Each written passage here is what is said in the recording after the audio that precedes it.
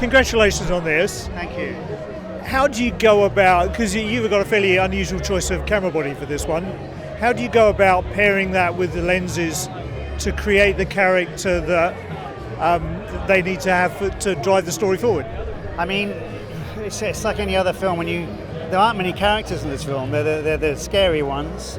they're the fast scary ones. They're the slow scary ones, and then they're the four main protagonists, and that's it. So there's only four main characters for me to think about, and it's the same thing that applies every time.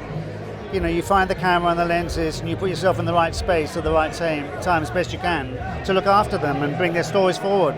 What was different about this was that we chose to do it on a little bit more of I wouldn't say unusual necessarily, but unconventional format given the budget we had.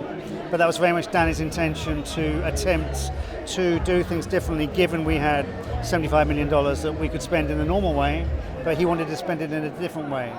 So it doesn't mean to say he favoured down cameras as such, but he knew that I'd get something out of these cameras anyway, and it's not unusual to try shooting films on different formats. It's worked before, and it'll work again. So that was a joy, and we just had to experiment to find out how I could service the story, but service him, because I know him very well through 10 films, and he's quite a demanding director, in a good way, but he's demanding, and you don't want to be caught with your pants down on set with something that can't do what he wants. So I had to cover my ground.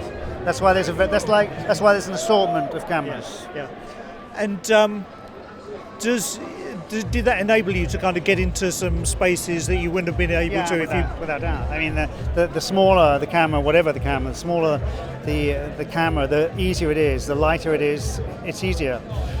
But it's not always the case that it comes without problems. I mean, there is a beautiful liberation that you can just stick a camera up like a phone up against a slit in a door, and there's a little space for a little lens, and the telephone can do that. And a big lens can't do that because there's a bigger distance between the front of the glass and an anamorphic lens on a conventional camera. It's like a foot and a half, whereas the iPhone is just slap straight into the camera. So things like that are brilliant and ergonomic, and they're lightweight and unusual, but it's a combination of that technique and, I wouldn't say a traditional technique, but there are techniques in the film that are slightly more recognizable, you know, in lensing, using mise-en-scène in a more traditional way that films do, but it's a mix. Yeah. It's a mix.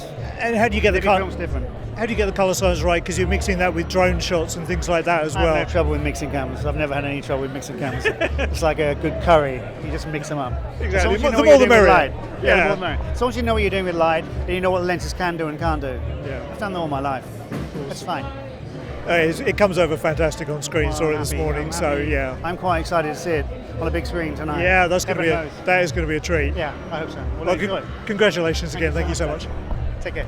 Ladies and gentlemen, you're watching Hey You Guys! Hey you guys! Hey you guys!